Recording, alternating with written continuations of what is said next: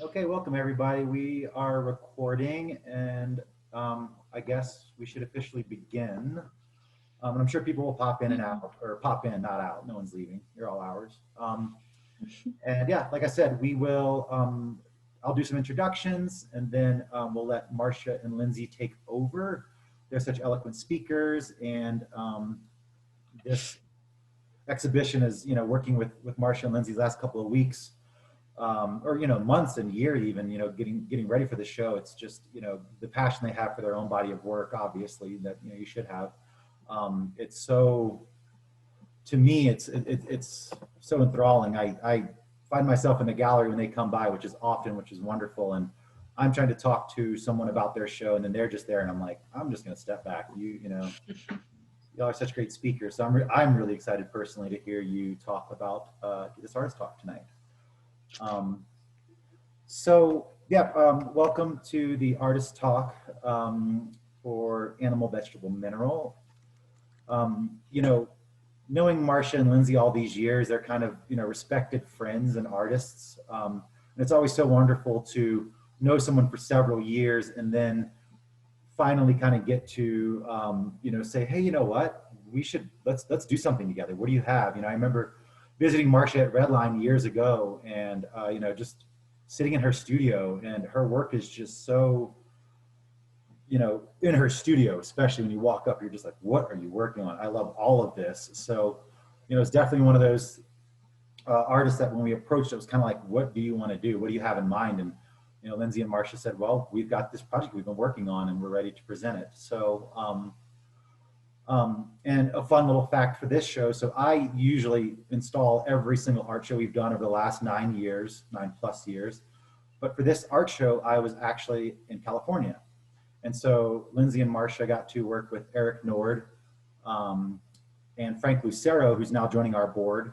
And, it was great for me to come in on Friday night as a viewer, as much as you did on Saturday night during the opening. And it was great to just walk into the gallery and see a completely installed show. I was absolutely blown away at my first, the first one when I walked in. And that's something that I've noticed from everyone who comes to the gallery. When they walk in the doors, we get a lot of people who are there intentionally. We get a lot of people walking by in the neighborhood and they're just like, what is this? And they come in. And one of the things I like to mention is that our viewers are getting such a great sense of joy when they walk in. This show was due to open in April, but a pandemic hit. And then I think it was April, right? Somewhere now I March can't or remember. April, yeah. March, April, yeah, okay. Yeah. Due to open in March, and there's this little thing called a pandemic that hit, so we pushed it back, and then we decided we were going to open it once the doors opened. But then we decided that the tone wasn't right for we're in the middle of a social uprising in the Black Lives Matter movement, and so we all agreed, talking, that the gallery and Marsha and Lindsay said, this isn't the time to be opening this conversation. So they graciously stepped back for a moment and let their postponed show get postponed a little bit further. And we brought in Jasmine Abena Colgan, and that was such a wonderful exhibition to speak to the times. But the reason why I bring all this up is because now, here we are, it's September, it's the end of August, and it feels right. The world does feel kind of still stressful. Things are still so unknown. I mean, I'm up in Estes Park and literally the sky's on fire. There's clouds everywhere, right? But then you walk into the gallery and you see these beautiful, delicate drawings. You see these bright purples and pinks. You see these embroidered pieces. You see these fabrics. You see all these materials, these ceramic pieces that Lindsay and Marsha brought together. And every viewer that walks in, kind of either upon walking in or before leaving, they're just like, thank you. I needed this moment of joy in my life. So congratulations, Marsha and Lindsay, for bringing a little bit of happiness to this crazy world we have. Just for logistics, if you haven't been in to see this show yet, the show is on exhibition until, geez, I'm losing time on everything. 24th. The 24th, thank you. Mm-hmm. It closes on the 24th, so you have until the 24th. Our gallery hours are Wednesday, Thursday, and Friday from 10 a.m. to 6 p.m. and then Saturday and Sunday from 12 to 5. Of course, Eric and I, if we can, we'd be happy to meet you for, a private viewing in person if you'd like. All we ask is a mask, and we have hand sanitizer. So I'm going to read a little bio real quick for Lindsay and Marsha, and then I'll take it from here. Sound good? Good. Great. Okay. So Lindsay Smith Gustave lives and works in Denver, Colorado. Gustave received a BFA with honors in printmaking in 2007 and a master's in art history in 2014, both from the University of Denver. A multidisciplinary artist, she seeks to express the remnants of mundane existence through domestic and natural artifact, thus establishing a link between a landscape's reality and that imagined by its observer. Reproductions of specific moments or vague memories infuses them with meaning by challenging the division between memory and immediate experience. Gustave has worked at the Denver Art Museum, Clifford Still Museum, and David B. Smith Gallery, and was a board member of Denver Art Museum's Culture House. She has exhibited work at Alto Gallery, Georgia Art Space, and Union Hall. Gustave has also been featured as a Colorado creative in Denver's Westward. Marsha Mack, San Rafael, California, holds an MFA in ceramics and a certificate of advanced study in women's and gender studies from Syracuse University, and a BFA in ceramics from San Francisco State University. Mack's texturally rich, process-intense sculptures and installations honor playfulness and introspection as equals. Her ongoing interest in cultural consumption and the formation of identity serves as a wellspring for visual and associative cues, giving rise to questions of personal versus universal symbol, mixed race identity, and the emotional potential of confection. Mack has presented projects and exhibitions with the Museum of Contemporary Art Denver, Black Cube Nomadic Museum, Lane Meyer Projects, Post in Los Angeles, California, The Yard in Colorado Springs, and the Galleries of Contemporary Art, Colorado Springs. Marsha is currently the Associate Director of David B. Smith Gallery, a ceramic instructor at Foothills Park and Recreation District in Littleton, and is an artist in residence at Redline Contemporary Arts Center.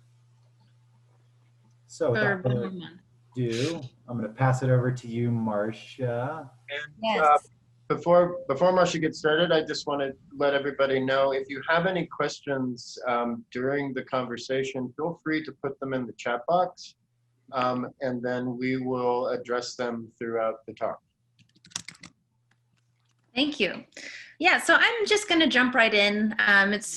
If anybody has anything to say, yeah, interrupt, put it in the question or the chat, whatever works. I think let's just talk, have a good time, think about some stuff to forget about the rest of the world. So just to get us started, so animal, vegetable, mineral, Lindsay and I have been working on this project, talking about this project for over 2 years. And that's a long time for me. And I'm just couldn't be more glad about the way things have worked out all this time. I think going through these kind of changes in our social political landscape, and then also just having the additional time to like grow with the work has really changed it and made it a lot better. But it all initially started when Lindsay and I were working together at David B. Smith Gallery, and we're both artists and we're just hanging around chit-chatting. And Lindsay showed me some of her drawings where she was going into nature and documenting like the actual like animals, vegetables, and minerals of a specific place in a specific time. So, I mean, I'm making this example up, but like going to, like Glenwood Springs and then seeing a plant here and a rock here, and oh, there's like this kind of bird over there, and then doing that in her like really beautiful, like stippled fashion. And I loved it. And it was just really inspiring to me because the kind of time and patience that went into it was a lot different than kind of how I work and how I think of things. And I also really appreciated that kind of specificity of place and time, and that there's this physical evidence of any given place that can be evidenced by the animals, vegetables, and minerals that are around. And so from there, our project has always been call and response. And so that just means that we haven't gotten together and collaborated on anything, but like, on the same piece per se, but it started with Lindsay's work, and then I kind of interpreted that. And then I showed my interpretations to Lindsay, and she kind of took it from there. And so that back and forth over a couple years has led us to where we are now. Yeah. And I think, so to second Marsha's kind of point, I mean, for most of this process, it's just been this ongoing conversation between she and I. So if anyone has any thoughts, questions, comments, etc., questions in the chat, or just shout it out, because I think having a dynamic conversation just kind of brings out the best tangents, and I think is sort of in line with where this exhibition has gone for Marsha and me. And she mentioned call and response, and it's in our statement as well. And I think that's kind of the best way that we've decided to describe it, because it feels like it began with my process, and Marsha, in her own terms, interpreted what those three elements, or inclusion of those three elements, would mean in her art. And when she came to me with her, sort of first iteration, including those amazing animals, the creme de la creme, fancy cats and dogs and fish, I suddenly shifted my focus to a more domestic environment. I think it had always been this happenstance approach, which I can, I'll get into a little bit later, but it then became an interest in this cross-section of our domestic environment as opposed to the world at large, and taking it from there between she and I over the course of the last 2 years.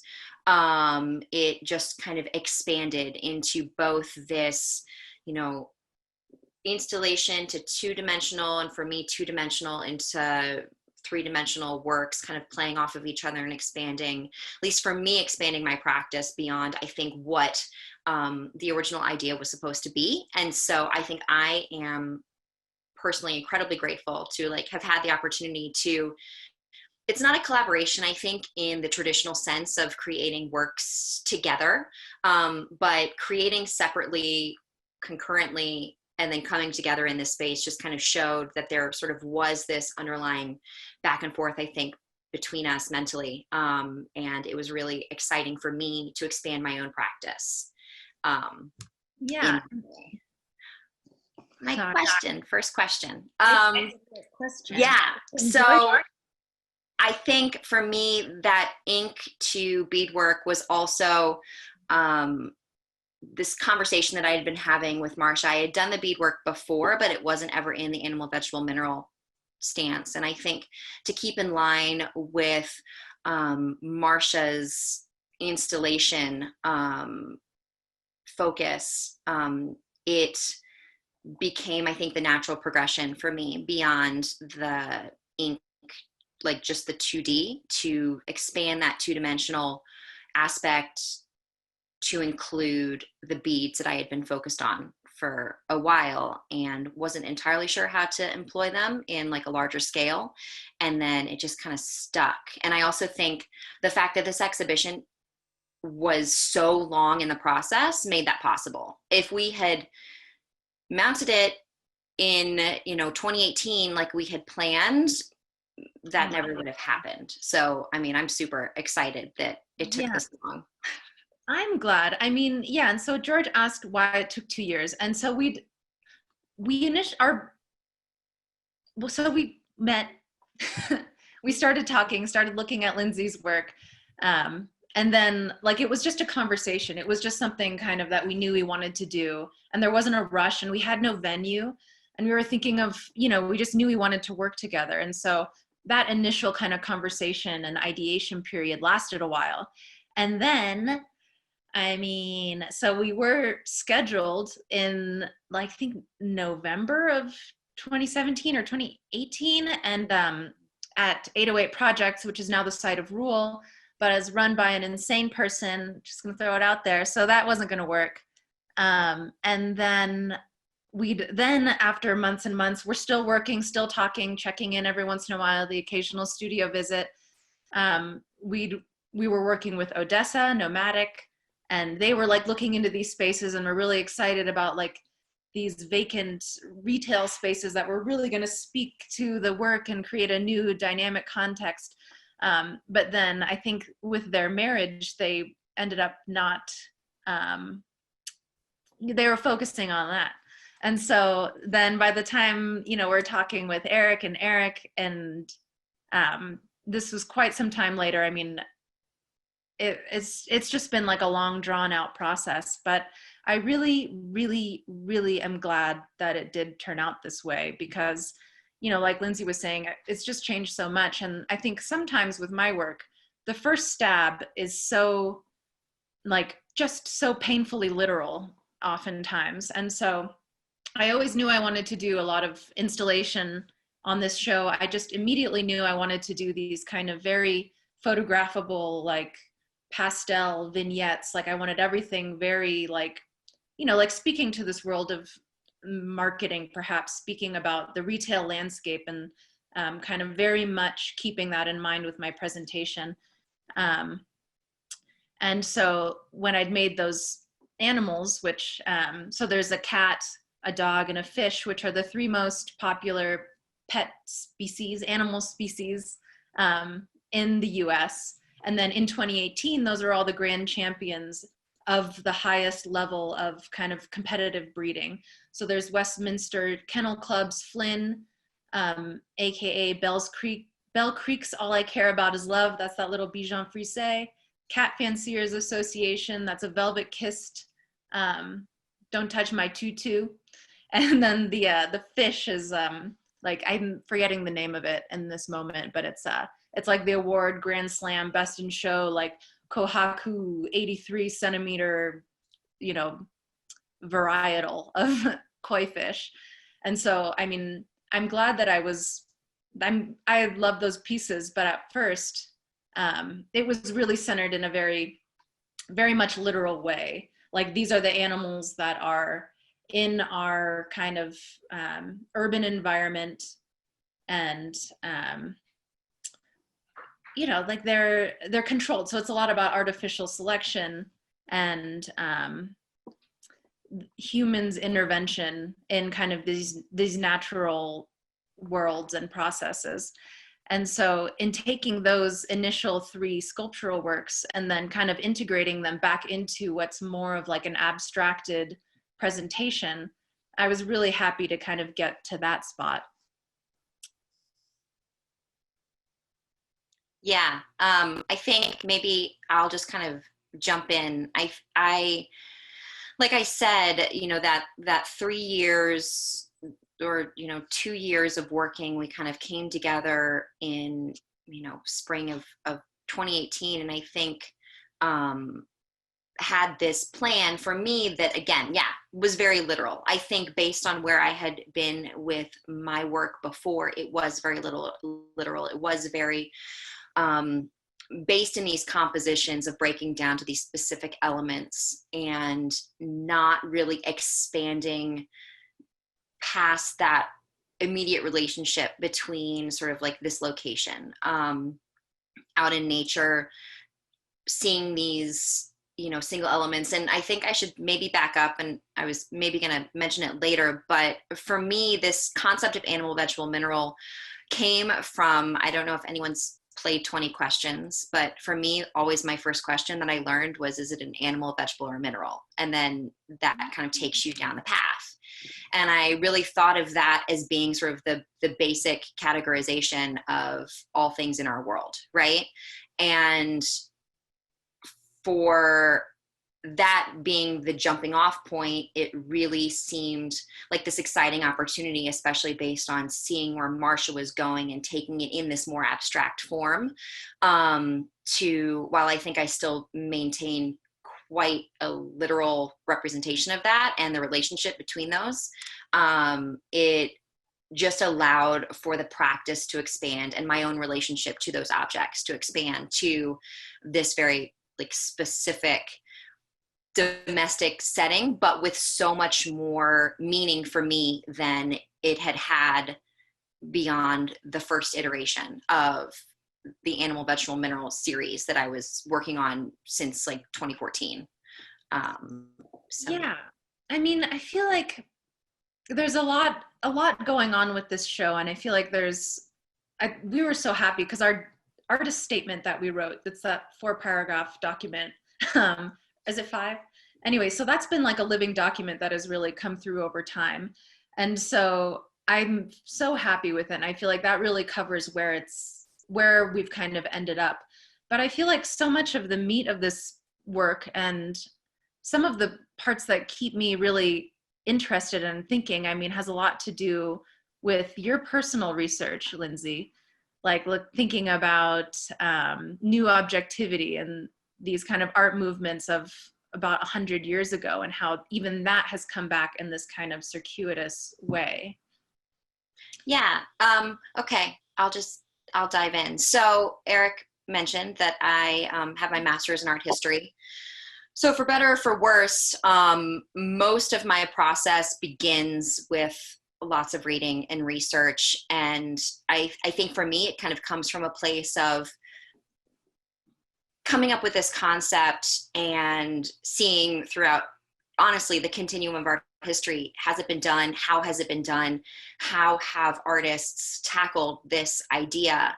And once it became a conversation about domestic space, I knew for me that all of these were meant to be still life. You know, for Marsha mentioning these pastel vignettes, I mean, the idea of arranging these objects to be experienced all together in a single composition. And for me, in some ways doing the same, even though I continue to include, you know, the human element, which is not always, you know, I think it's still roped in to the idea of still life, if or at least an expanded definition of it. But that was where I decided to really focus my efforts and began, I don't want to say obviously, but in my mind, obviously with Dutch still life. And I think also speaking to Marsha's practice, this idea of focusing on consumerism and commodity, and the idea that Dutch still lifes were essentially the shining example of, you know, the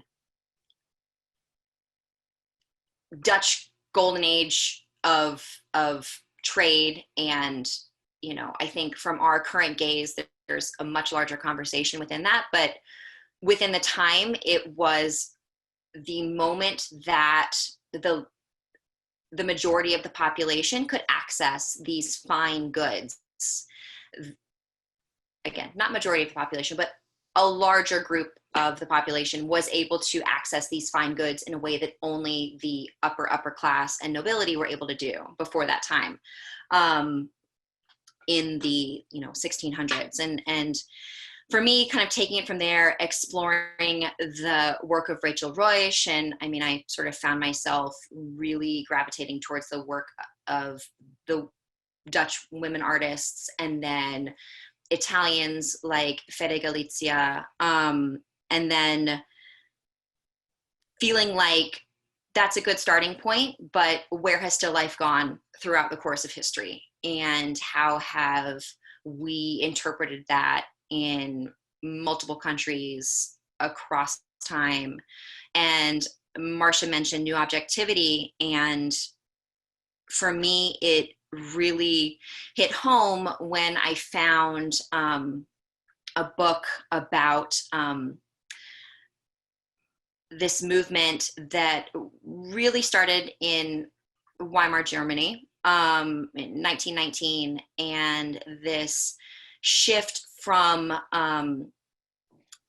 the more surrealist or the expressionist representations of life around them, to focusing on the elements within the home itself. And in reading that, I found that they were literally painting what we're painting now. You know, things that this in 1925, and critic at the time, you know, was discussing like the merits of cacti and succulents that were now available to the people to paint and live with. And that's what we are all doing now when we look on Instagram and see the newest plants, or, you know, filling our homes with all of our little plant babies. Then I got a new one today. got a new plant baby. I left it in the car. Oh my God. Oh my gosh. It's cool-ish. Maybe it'll be okay. But that was that jumping off point for me to really focus on why were they looking at these objects within their home and creating this shift in representationalism. And for both of us, we really decided that it was interesting. I think the political environment, the just general outside world that kind of makes some of us turn inward and see what we're surrounding ourselves with and see what brings us comfort, whether real or false. And that really was where I think we went with digging in conceptually to including these objects. You know, for me, it was about finding those things that, why do we need to have them? Why do we choose them? Why are we sort of curating our environment in this way? And what is the relationship to them when usually, you know, do we purchase them and forget about them? And then, or are they something that's made precious by interacting with them every day? And I think I use this again as this exercise to create a relationship to these objects that I may or may not have had a relationship with, except for that I lived among them.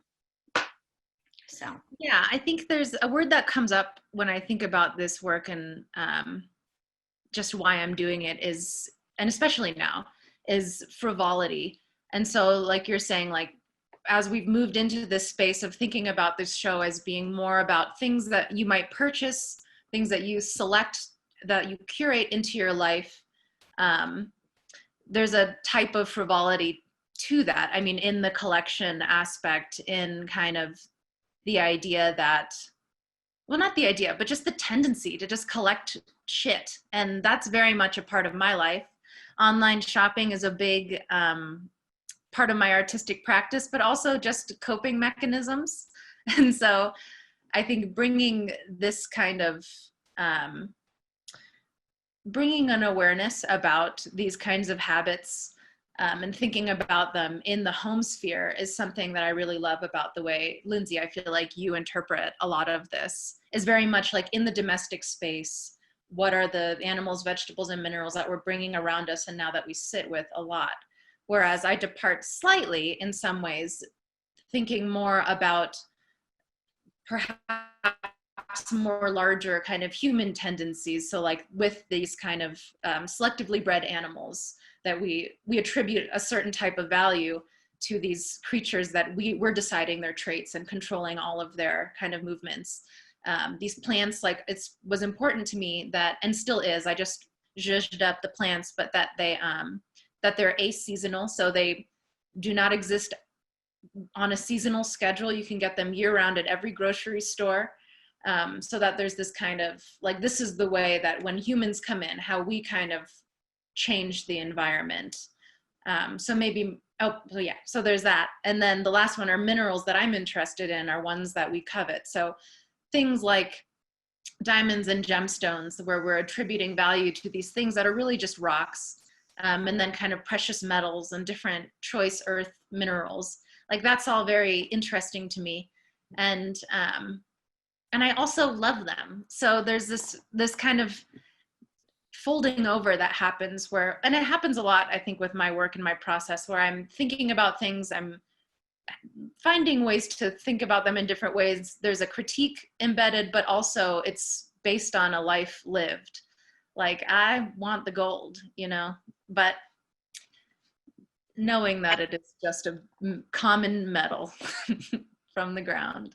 I love that. Like as a segue, and speaking to like Eric's question and sort of Marsha discussing just consumption of goods, kind of getting back again to the, I mean, it's the human condition to, you know, want to surround yourself with those goods or comforts, or have potentially, you know, unless you're a stoic or an ascetic, like having these things around you to show like, yeah, your life lived, right? I think about with Dutch consumerism and this idea of, and I didn't coin this, I read an article, I think a year ago or so, about Instagram and influencers and all of our sponsored posts being like the new Dutch still life. You know, everyone putting these things together to show these fine goods that you can have, and be just like them. And so then what do you do but feel like it's not just a want, but a need? And I'm always kind of brought back and interested in, I mean, both the history, as well as the current idea of like the Wunderkammer, you know, collecting all of these things to create our own, I think our own personal museums, or our own treasures, that we can then live amongst and either show our friends, is it via Instagram, or inviting them into our home when it's not quarantine times. So, and also I think another segue is the interest in the valuation of these things, right? Like Marsha mentions gold, and we've got diamonds and bred animals and all of that, but is it valuable because it costs, or is it valuable because it has emotional significance? Or, you know, is it something that's, you know, semi-expensive, but has been passed down through, you know, family generations, and then becomes this intergenerational, you know, richness that then develops over time when it's passed hands? And those sorts of things are, I think, all conversations that we've been having, and thoughts that we went through to develop this work. I love thinking about this. This question of value, I think, in a lot of the work in the show, I mean, I'm doing strange things. Like I have, in some cases, mostly glass, but there are some plastic rhinestones and things glued to ceramic vessels, which, if you come through ceramic worlds, you don't do that. Like, that's silliness. Like, what a stupid thing. Like, I have one that has like a beaded necklace that it wears on this, one of the spouts of a piece. I have very fine cut gemstones hanging alongside rock candy on the pieces. I have base metals touching pearls. Like, these are all things that you don't do. Like, it's silly, but I'm always questioning this idea of value. I think there's a, in my work, but then also I think these days, you know, like, we're at home, like, what is important to you? You know, I think that this is I'm getting off script, but I don't know. It's just, Sorry, like jumping off of that, I think both of us are, I mean, me definitely, but making these things more precious by focusing on them, by taking time with them, by showing them. I mean, Eric kind of mentioned it, and it's sort of, you know, mundane is thrown around a lot. I definitely include it in my artist statement in general, but for me, it's finding those things that we would typically overlook because we experience them daily, and making them precious by spending that time with them. You know, the plastic diamonds that Marsha includes, in theory, don't have major value, but are made more valuable perhaps by our hands producing a, you know, representation of them or homage to them by including them in these works. And I see Gretchen mentioned that. I was just about to call that out. Gretchen, Marie Schaefer says, attention is the beginning of devotion, from Mary Oliver. And she mentioned that in her Black Cube talk a little while ago. And I was like, yes, that's exactly it.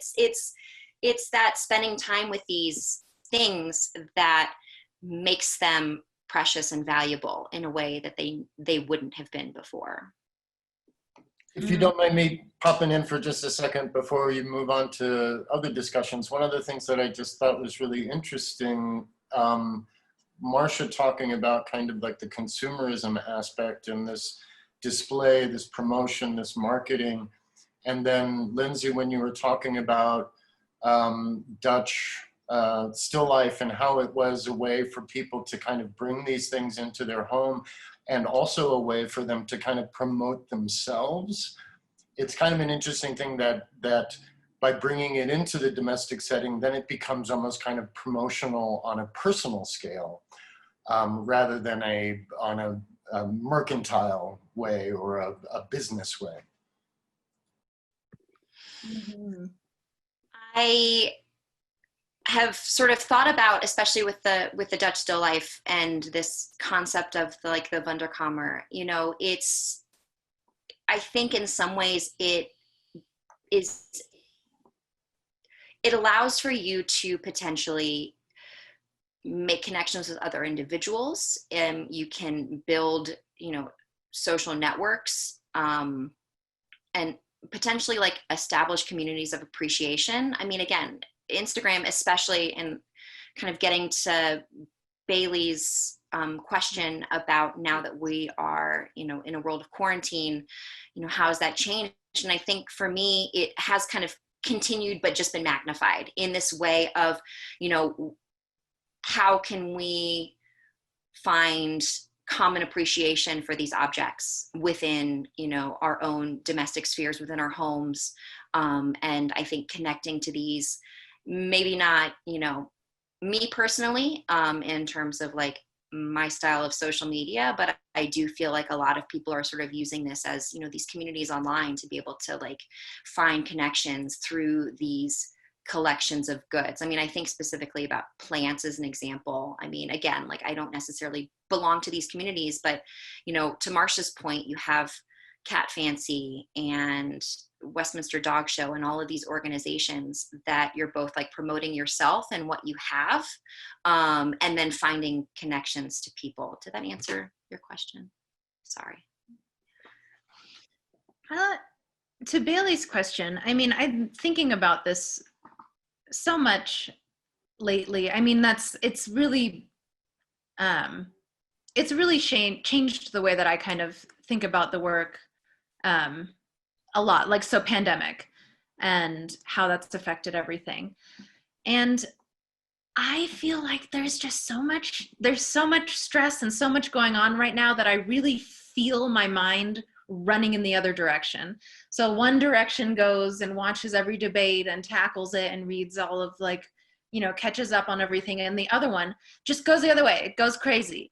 And that's really, going in the other direction. So maybe a bit of escapism has really affected a lot of like the final touches on my work in this show. So certain elements, like a lot of the hanging elements, and some of the like wall pieces, I mean, a lot of it, and the choices I was making to present all of these, there really is this playfulness, and I needed to find joy somehow. Like there was no way I was gonna be able to be in my studio during this time, during pandemic, when like masked at Redline, not knowing if I was gonna be locked out or what was gonna go on. So like there's a real weirdness and a playfulness that I'm so happy to have worked through, basically. And I think a lot of that, I gotta shout out Alibaba for their crazy deals and their weird items online. But I'm just realizing how much I want, like, the reality of my lived experience to kind of come into my work, but from this periphery entry point. So I'm just really trying to like access a level of honesty in that way. And so I think also in some of the presentations that I've done, like there's kind of a nostalgia there as well. And I think it comes from this whole time of like being trapped in the home, and when this first was happening, I was having all of these memories of just being a child, like sitting in my backyard and like, you know, where your home is your entire domain, it's your entire life. And like, I was having a lot of interesting thoughts like this. And so this kind of these nostalgic elements, like I think there's a lot of like just the color palettes, the pastels that I'm using, things like butterfly hair clips, which were very much a thing in the 90s. Things like rock candy that has really come forward in some of the presentation elements. And then this idea of like decoration and like this kind of silly beauty is nostalgic for me, but also very much a part of who I am now. And I think if it wasn't because of being trapped in the home and just away from everything else and really slowing down the brain waves, and then they like slowed down, stopped, and then went the other way. I don't know if I want to say I'm grateful for it, but it's been interesting. I feel like I always like stayed the course. I frankly had created a lot of the work before we went into quarantine, and the last pieces that I made were my large table piece, centerpiece, the video, and the grapefruit. And I just love hearing Marsha discuss sort of this use of this palette in a nostalgic way, where I really chose that pink chiffon. Honestly, for me, it was this like rosy hue of nostalgia, this rosy hue of memory, like all of, you know, rose-colored glasses of how we remember life and potentially and some of these, you know, interactions that we have. And so I was attempting to kind of create that sort of twist to it. And it just felt even more important to continue that, and it just heightened its meaning for me with quarantine. And I think, again, I had always been really creating these essential representations of these elements within this like vacuous space, like surrounded by nothing, and really digging into like the negative space of it all. And as bizarre as it sounds, I mean, I think when I first started this entire project, a lot of my compositions and a lot of my work was really dense and layered on top of each other, which you'd think like maybe I would change that for quarantine, being, you know, layered on top of each other within our own home. But trying to explore even more that space between these objects and trying to make that as expansive as possible, I think really became like the focus for me. And my video, I started them as this really random series that I was calling breathers, with chiffon drapes and objects in my home and within my studio here, and the door open to kind of give this sense of like this outside looking in, and just throwing them up on Instagram as a like, here's what I've been working on, because I can't really wrap my head around working on anything else. And I'm just literally taking this moment to like force myself to breathe, which is never something I'm good at. And really find the only meditation I can do is when I'm working on my work. So sort of just happening upon like that particular process, unless I force myself to do it, and then that never is successful.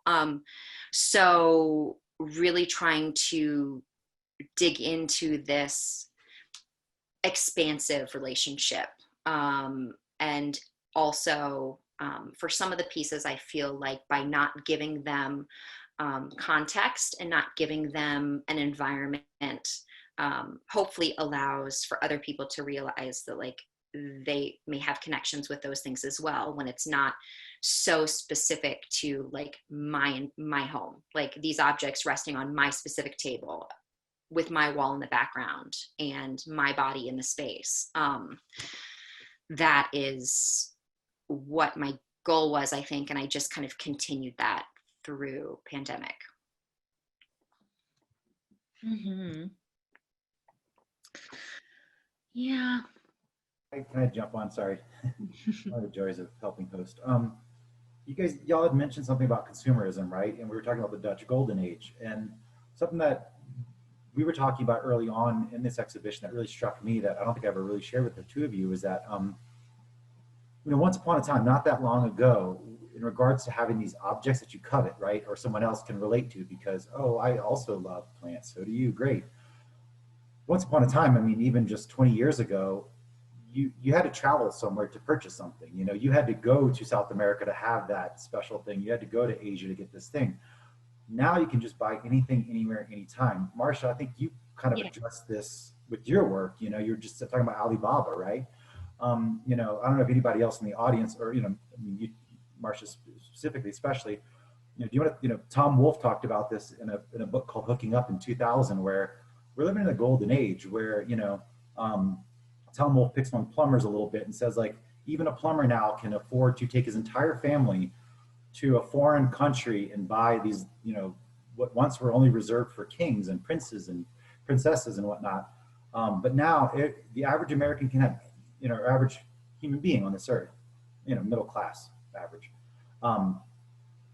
can have anything you want, anytime you want, anywhere you want it, basically. And so how do you think that might affect us as consumers, or as this idea of the Dutch Golden Age, when once it was just, oh my God, you have a vase from Venice or China or somewhere. And now it's like, oh, cool, that's from Venice. Would you order it on eBay, or was it I don't know what that app's called, but Yes.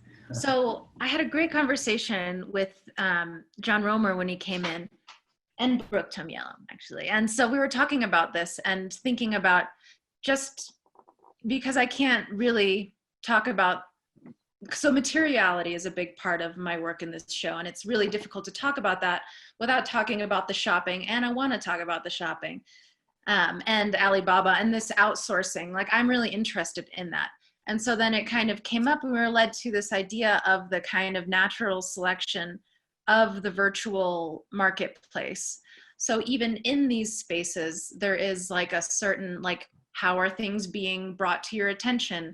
What's rising to the top? Like, there's a review process that may or may not be, fully transparent.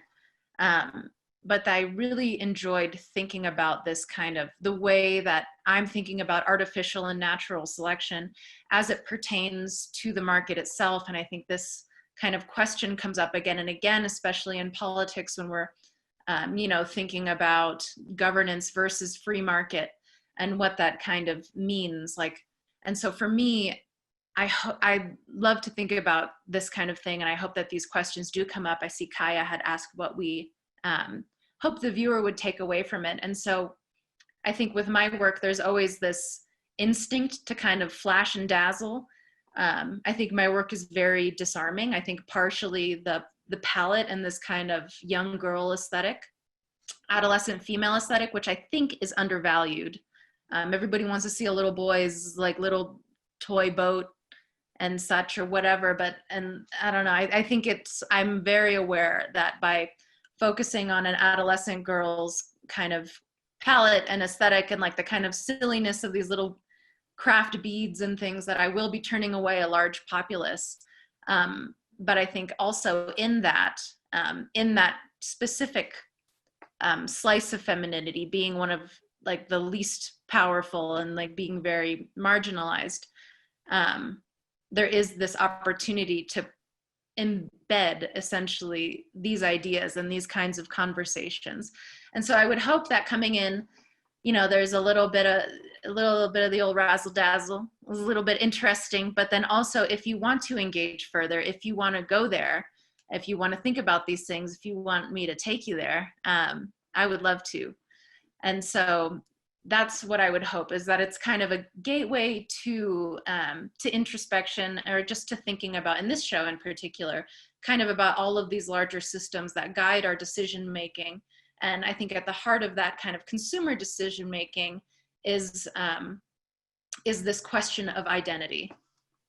And so, like, if I buy this, that means this brand means this, like, ooh, it's CZ's or is it a real diamond? Like, I don't know. Like, I think I'm worth more than a CZ. Like this kind of thing that kind of projection when we're talking to the market, but maybe not always realizing that the market talks back to us. That's very interesting to me. And then you might not even know it's coming because you didn't think that that rock candy was gonna was gonna do it. But that's sort of that's my game plan. I love it. And I really, I think not for everyone, but I think for both of us, there is sort of this representation of like our own identities within the work and sort of sharing that with the viewer. And my work is, I feel like, undeniably feminine. I mean, I use pink chiffon and I do things like embroidery and beaded work that, when you think, We're not fooling anyone. No. And, leaning into that. But for me, it's always been this kind of tumultuous relationship. I mean, on one level, it's sort of these like meditative experiences with the work, but for me, with the objects in my own house, but it's kind of taking it to that secondary level, especially with a few of my works that start to include flies and, rotten fruit. And there is sort of this darker feeling, darker emotional quality around domesticity and sort of, the heteronormative woman's role idea, and never 100% feeling like that is my forte. But still, I think enjoying some of those feminine aspects that sort of Marsha was discussing. And I think, specifically my piece, one of the first chiffon piece that I did was called Cherry Picked and Cut. And it's this knife cutting these cherries. And my honest, immediate inspiration for that was Martha Rossler's 1975 Semiotics of the Kitchen, when she's sitting there with this like calm fury, going through the alphabet and the knife, and she's like cutting, and then she finishes with U through Z with this fork and this knife, and creating these like violent motions for her sort of, I think I just really felt that deeply. And I mean, I saw that, I think, for the first time, honestly, in grad school, and it's always sat with me. And there was always kind of that underlying darkness in a way, which I think on the surface, you're like, look at these beautiful pink, barely there, wispy works with these really flat, bright objects that are, I mean, I think represented in a beautiful way. But kind of hoping for me that if someone were to see the full breadth of the show, would have a moment of like, this is beautiful, but is it, does it sit right? And why do I kind of, I feel happy, but then like, why are there flies that are kind of floating in space and making themselves like into the works? So. Mm-hmm. Yeah. So I cannot resist a question that asks me what is interesting things I bought online. So there's so much. I just been placing orders all over the place, but the latest one I got a bunch of different evil eye beads that are en route from China. 30 to 50 days they're gonna make it to me, in all kind of different colors and different sizes, and that's for another kind of body of work that I'm not even going to talk about it because it's not, I'm a little superstitious like that, I guess. But yeah, just thinking of new projects, like I get a lot of inspiration kind of searching, like sifting, like it really is a part of my process. And I think that I'm just really, I don't know, I love it. I'm excited about it. And I like all of these I like bringing up this topic now. I see our chat window lighting up with this kind of ideas about gilded cages and female rage. And I think that there is a lot of that in both of our works. I mean, I think there's something, I know that when I've done embroidery and beading, there's something meditative about it, but there's also like, it's almost like you're working something out with it. Like it, I don't know, for me, there's a catharsis. And I'm curious, Lindsay, does it feel that way for you? Because your work is so patient, and I love it because I don't really work that way, but like there's this patience, and there's like such attention, and there's like razor focus, and like each dot is like do like so I'm curious, like are you exercising something when you're like as an exorcism, you know? Right. I mean, my work has always been cathartic. I think, you know, college was always those like diary pieces, right? That like don't apply to anyone, and you're like very aggressively and literally working through things that you're like, I hope you guys like this, but it doesn't probably apply to you at all. And I think that's kind of the hope for me is, yeah, it is cathartic. It always is.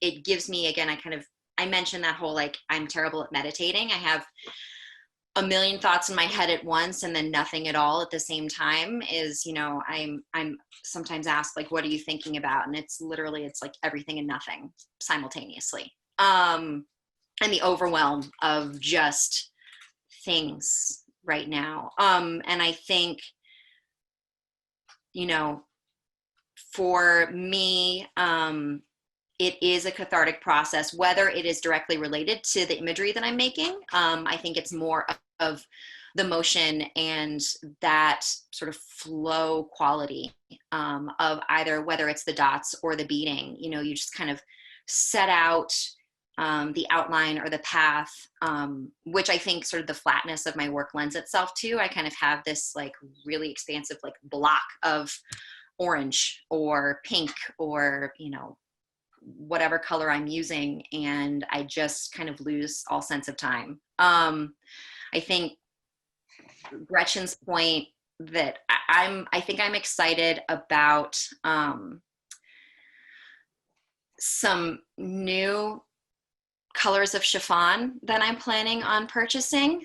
I need to get over to my favorite, if anyone's in Denver, my favorite place is called Allen's. It's down on South Broadway, and I highly recommend it. What is it?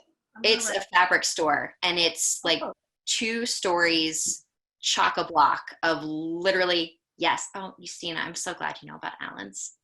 It's amazing, and literally any fabric you could want. Marsha, we need to go together because I often go and I'm like, Marsha needs that fabric. I just sort of find myself in the basement with all of the like silk and polyester blend, like chiffon options, but anything and everything that you can find. And that is my plan for, you know, sort of, I think, future projects after I honestly take a step back. Because I feel like I have kind of been working stop and go between, you know, children and other things, but for the last 2 years on this very specific idea. And I think it's time to kind of like find some new books, probably buy some new books and or visit the library and start on something new in a different palette, maybe. Mm-hmm. Nice. Yeah, everything I've been buying online lately is covered in rhinestones. Just throwing that out there. I don't know. I bought some of those big mink eyelashes. I don't know. Why not?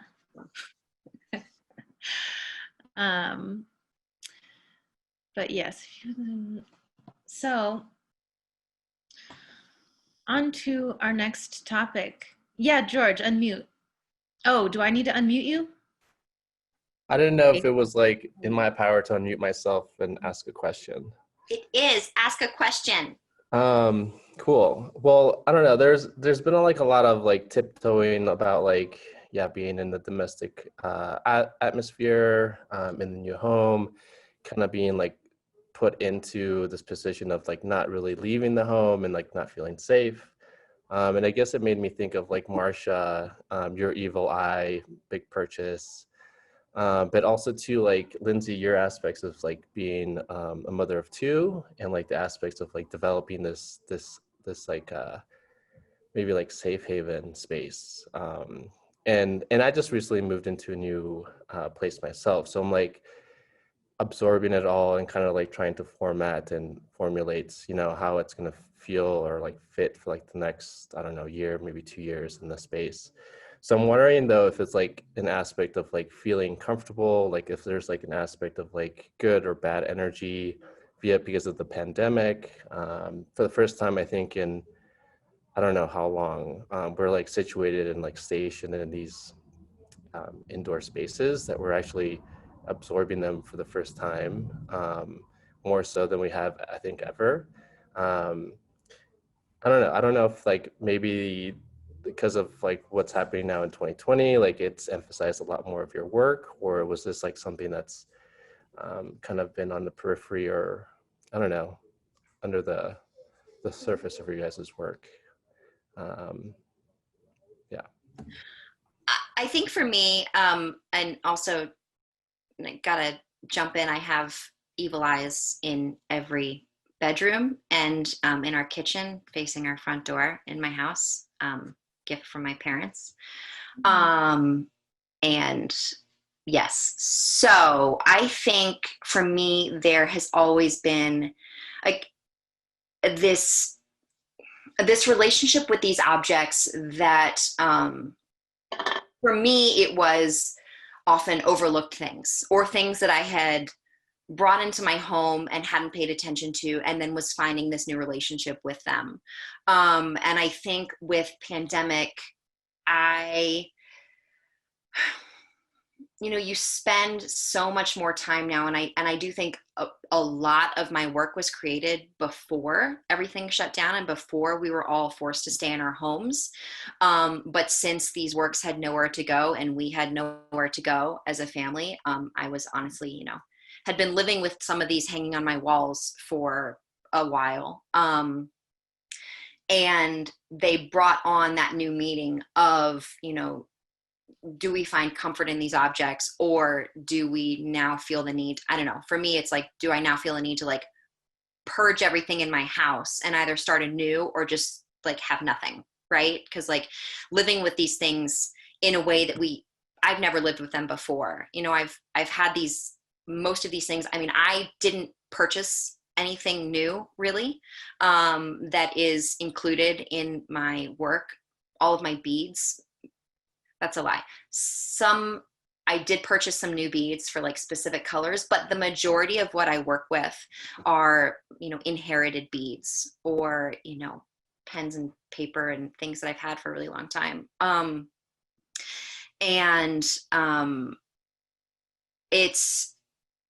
It's always that, trying to create a fresh relationship with these things. And in my mind thinking, okay, does this bring me comfort by having this new interaction with these things? Or does it make me really rethink sort of surrounding myself with these objects? Like, do they do that? Or is it everything in that open space around them that is the most important part of that domestic sphere? So. Yeah, and my kind of take on domesticity as it pertains to this body of work is really kind of more one about the home, or like these objects and items and plants and animals as being kind of a reflection of the self, or at least what we think might be a reflection of the self. So thinking more of it on like kind of a personal psychology level. And so like for me, it's always like very hyperbolic. I think these things go very over the top when they come into my work, like thinking about, like one little idea gets multiplied and repeated over and over and over. Little heart rhinestones now cover a whole kind of landing pad for a much smaller work. But I think a lot of that is about this kind of overcompensation to fill a blank space. And I think, like the best part of moving, or a part of moving, like for you, George, is like now you get to you get to bring your old stuff, but you can get new stuff. And now you have to make this place you know, like, I think you're talking a little bit about like nesting and like what it means to make a house a home. But I think before you can do that, or what I think that really is about, is you need to see yourself in your space. But yourself as defined by items that you have purchased.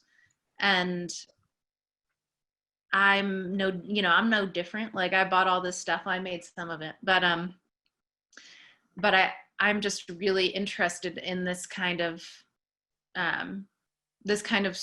like this goal of kind of individuality in this space. And like, is it possible? That's a question I'm really interested in always, is like, because I think when you start calling these things into question, you know, I ask myself all the time, Marsha, what are you getting at with this? And the truth is that, I mean, I don't have an answer, but I'm more interested in the question of like, why are these my patterns? Why is everybody doing this?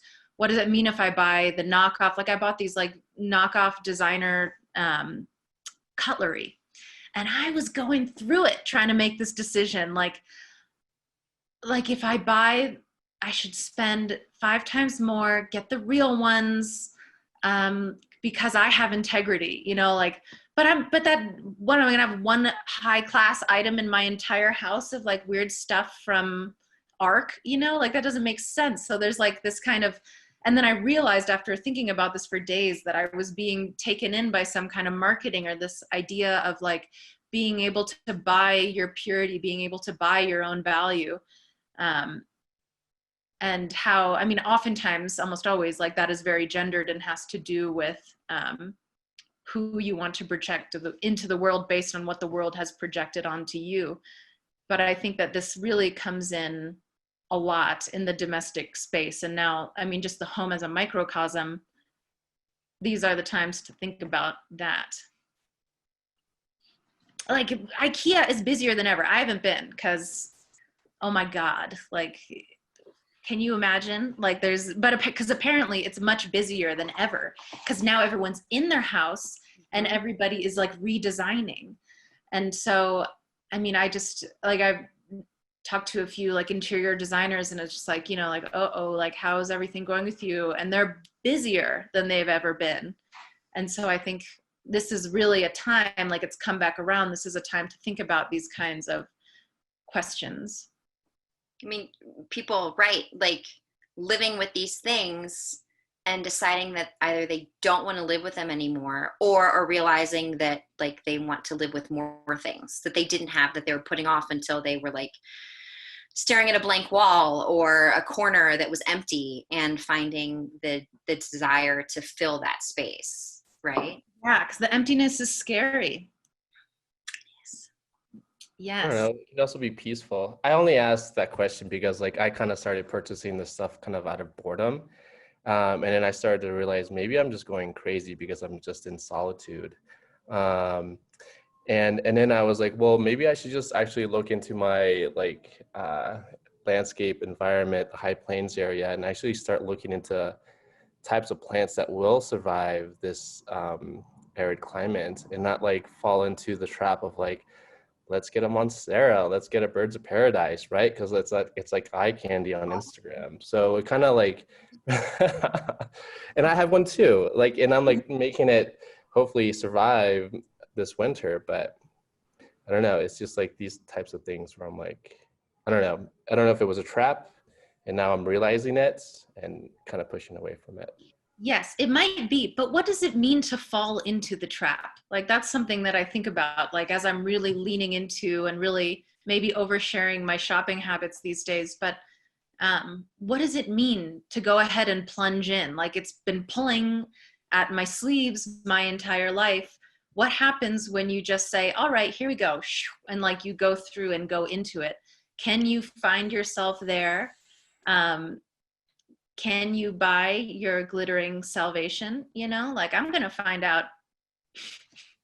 But then, you know, are you making that choice, or has the choice been made for you to kind of get those things? And I think, you know, figuring out what that answer is for yourself, right?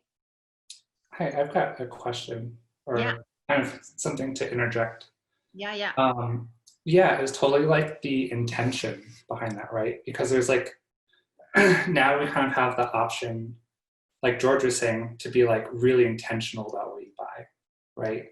Or you could just be like, I'm going to like compulsively buy all this stuff, Mm. right?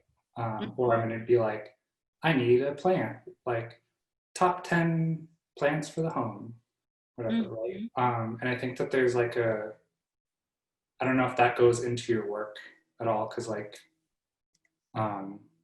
feel like even with, oh, sorry, like even with your work, Lindsay, like there's like the orange like in the hand and stuff, and like thinking about how much that is like intentionally thinking about what you have, or just kind of like drifting off into space and like without a thought, just like going off into something else, right? I mean, for me, it was intentional. I mean, the intentional minimalism in only focusing on the most essential elements of the interaction is that process of focusing on what I have. Like, what have I chosen to surround myself with? Not and not just buy, in order to kind of keep up with the Joneses of Instagram, etc. Like finding those precious interactions with these items, very intentionally focusing on them and not trying to kind of like deviate through distraction, I guess. Like the slow process of most of my, actually everything I work from it's photos that I've taken to, since it is such a slow process, I can't necessarily like work in the moment. But it's that slow process that makes me meditate on them, focus on them, and make them more important than they maybe otherwise would be. Yeah, and what I think I'm hearing, Ethan, is like perhaps a question of kind of ethical consumption, which is funny because I felt my brain just split in half when I kind of honed in on that, because I feel like I'd said earlier at the beginning of the talk, like I've had this kind of mental shift where there's the road of responsibility and just dealing with things, I guess, but it's very heavy right now, like with the forests burning, with an election about to be stolen, like oceans rising, all of this kind of exists on this one side. And then, I mean, I'd put ethical consumption on that end, whereas I've really just shot in the other direction, like bullet train the other direction.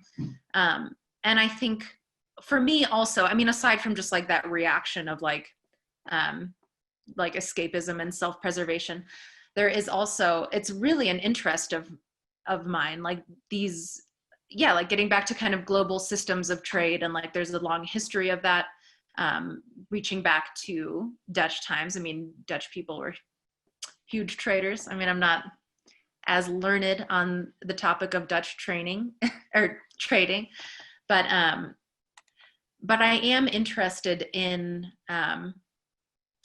trade in general. And so kind of that open marketplace where now we're reaching into who knows where, like into these small factories. And I don't know if you guys have spent a lot of time on these various websites, even eBay sometimes. There's always these pictures of the factories and all the workers. They're always like lined up with their hands out and stuff. Like it's very interesting just how they're trying to present themselves as being very ethical and being palatable to Western buyers, and like trying to address this idea of, of guilt and of being a responsible consumer, because I do believe that that's real. And in my real life, I do consider this and try this a lot. And then I feel like there's my art life, where I really just need to lean into ideas and just push them as far as they'll go. So like that hyperbole that I'm interested in, that means pushing as hard as I can into something that makes me uncomfortable, into something that is unresolved. I think the fact that it's unresolved is very interesting. And yeah, so I think that that's something, it's something to think about, isn't it? Oh, one last thing. This reminded me of Marie Kondo, because she's great, man. But I let her into my real life. Like, I let her into my, or maybe real life is not the right way to say it. I let her into my home life. But man, she's not in my studio.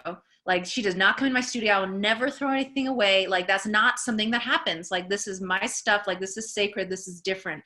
And so for my practice, I feel like I need to live outside of those kinds of, I need to be free. So I need freedom. So I don't know, like it's this, like, what the sieve of what is I allow to come into my studio and to affect my practice is one more of critique by hyperbole rather than one by, going to Peru and finding the ethically made things and then bringing them back and saying, look, everybody, like, what I've been able to collect, I paid all of these people US wages and now I have all these items. Mine is more like, I got these for a fraction of a cent each. Look at all of them. Don't you like them? Don't you want them too?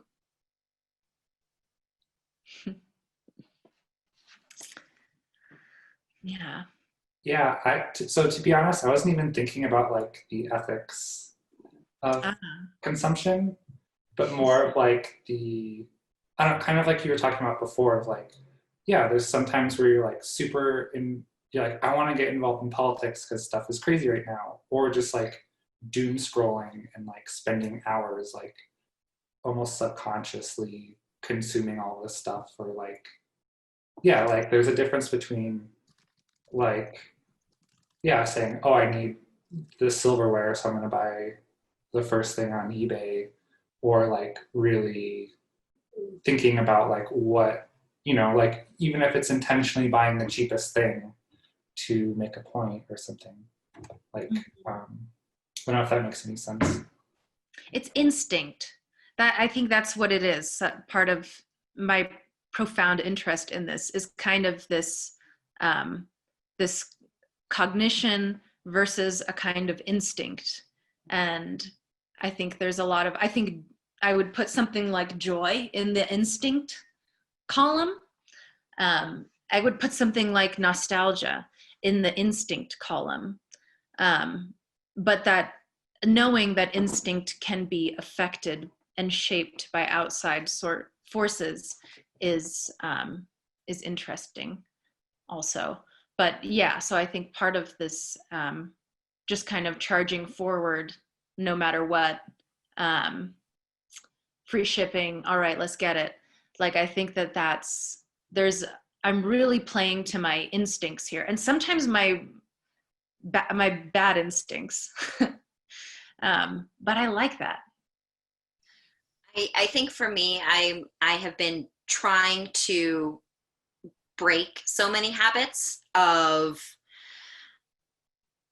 not knowing the difference between want and need, and just feeling like, oh, I need that, but not having a reason. And I think honestly, this process it's always like some bizarre exercise for me, right? Like, my work has always, for some reason, I think, been not like a means to an end, but a means toward, understanding something. And this entire process has really been this working through for me of taking a step back when I always would have been like, oh, well, I need this and we need to buy this. And like, that looks really cool. Let's take that. And trying to be more conscious of what I'm purchasing. But then by the same token, I have 2 children who outgrow their clothes like every month. And suddenly I'm like, I don't want to buy these things that are fast fashion, but why would I spend $45 on a child's t-shirt when he's going to destroy it,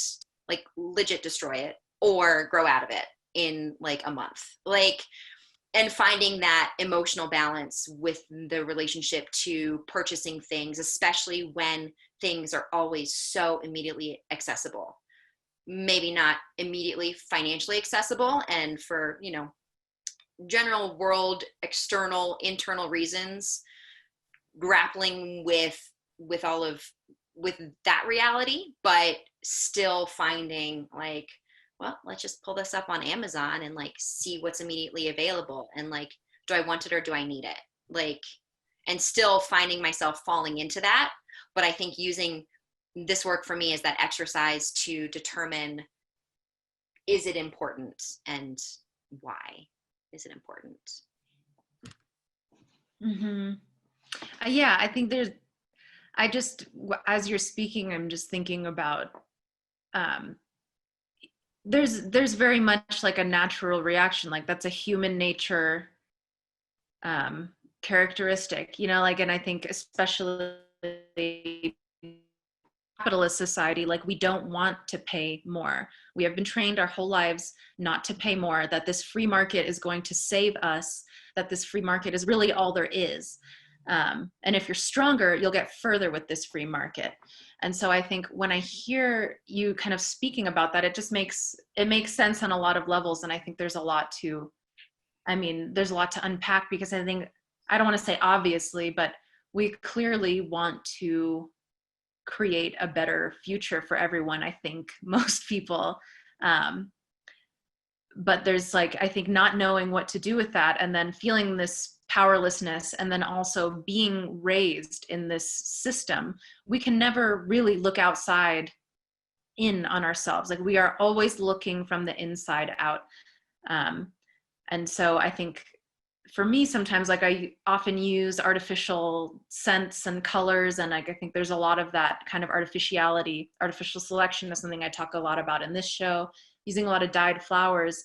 And it's not that, so part of me does love how insane they are, but a lot of it is like is a kind of intellectual curiosity about how far these things go, about how far that this kind of consumerism pushes our natural instinct just until turns into something we don't even recognize anymore.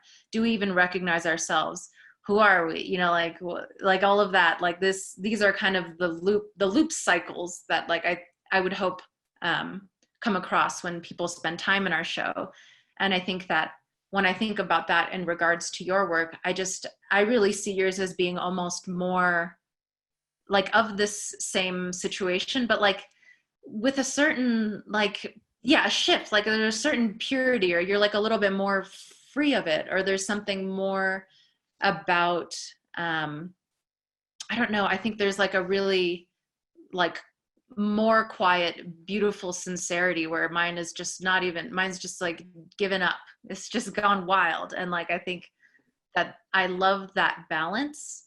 And I think that really adds a lot of interest and a lot of, I just think it makes the show so much better. Like I would never have made this work, and I would have thought of it, would have started on any of it if it wasn't for you. And then being so inspired by you all the time, Lindsay, I just think that I really feel like this is something that we've made together, even though we've made every piece separately. And I don't think this conversation would be unfolding in such an interesting way if it wasn't for you and for our collaboration. I have basically the same closing statement.